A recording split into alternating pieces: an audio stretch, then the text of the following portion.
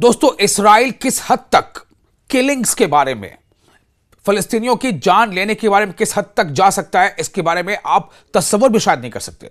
यानी फिलिस्तीनी जो कैदी हैं उनको कैदी बनाए रखना और उनको जल्द से जल्द उनको अंजाम तक पहुंचा देना, यानी उनको उनकी जान चली जाए,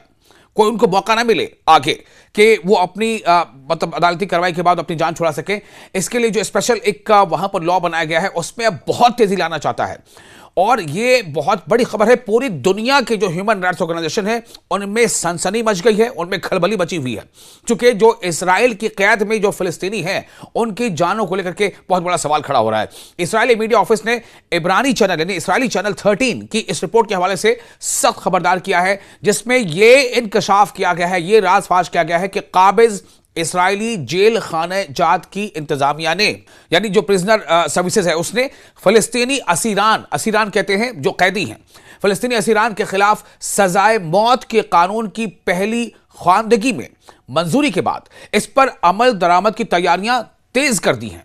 बहुत तेज कर दी हैं। मीडिया ऑफिस का कहना है कि यह कदम जेलों के अंदर असीरान को यानी कैदियों को निशाना बनाने के लिए एक ज्यादा खूनी और होलनाक मरहले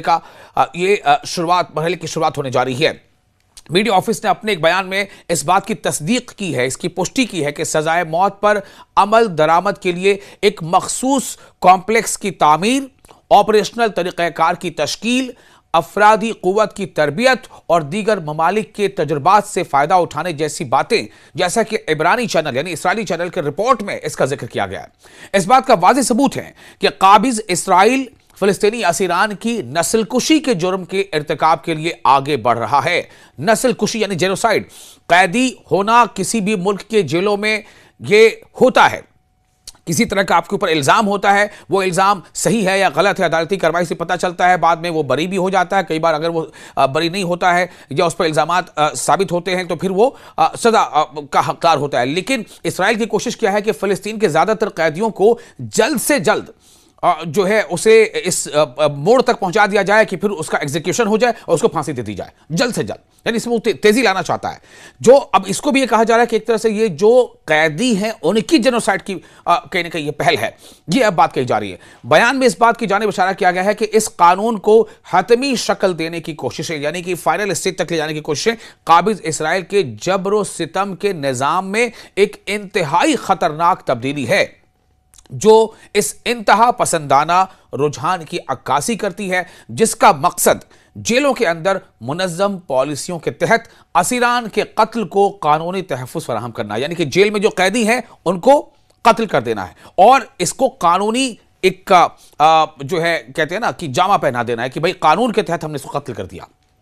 जबकि आप दुनिया के किसी भी जेल का जब आप स्टडी करेंगे तो आपको पता चलेगा जितने भी कैदी वहां पर कैद हैं उनकी अगर उनकी मतलब एग्जीक्यूशन का फैसला हो भी जाता है कि इसको सजाए मौत होगी, तो ऐसा नहीं है कि 10 दिन के अंदर 20 दिन के अंदर वक्त लगता है ताकि उनको मौका मिले वो अपने बारे में कुछ सफाई पेश कर सकें और इस पूरे अमल में भी। और उसके अलावा जो एग्जीक्यूशन का रेट वो भी बहुत कम होता है। लेकिन इसराइल जिस तरह से तैयारी कर रहा है इससे ऐसा लगता है कि उसकी कोशिश ये है कि ज्यादातर जो कैदी हैं उनको कानूनी जो है जामा पहनाते हुए उनको एग्जीक्यूट कर दिया जाए, उनको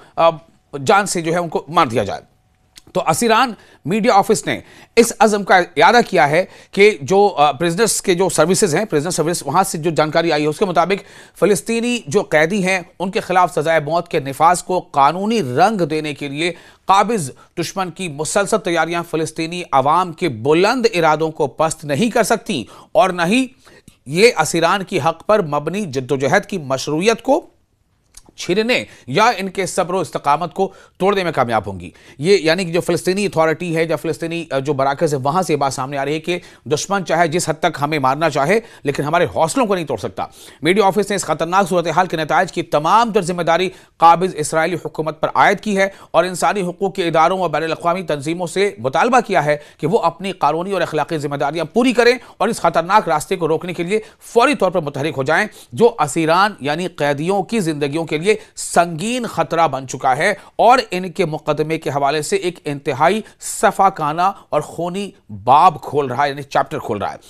तो इंसानी हुकूक के इदारों और बैन अवी तंजीमों यानी इंटरनेशनल जो ऑर्गेनाइजेशन उन्होंने मुतालबा किया है कि वो अपनी कानूनी और अखलाकी जिम्मेदारियां पूरी करें और इस खतरनाक रास्ते को जो इसराइल अपनाने जा रहा है इसको रोकने के लिए फौरी तौर पर मुतहर्रिक हो जाएं, जो असीरान की जिंदगियों के लिए यानी कि फ़लस्तीन के जेलों में बंद कैदियों की जिंदगी के लिए संगीन खतरा बन चुका है और इनके मुकदमे के हवाले से एक इंतहाई सफाकाना और खूनी चैप्टर, खूनी अध्याय खोल रहा है।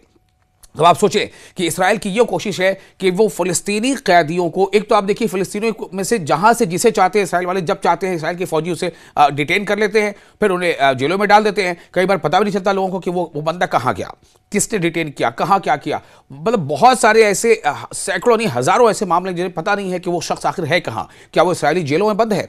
तो ऐसे मामलों को यानी कि इसराइल जो कहीं पर अगर हमले कर रहा था, बॉम्ब गिरा रहा था, अब वो क्या कर रहा है कि इस तरह से जेलों में बंद जो कैदी हैं उनको मारना चाहता है और उसके लिए उसको कानूनी उससे जो है एक जामा पहनाने की कोशिश किया है कि ताकि ये दिखा सके दुनिया को कि हमने कानूनन जो ये तमाम चीजें की हैं।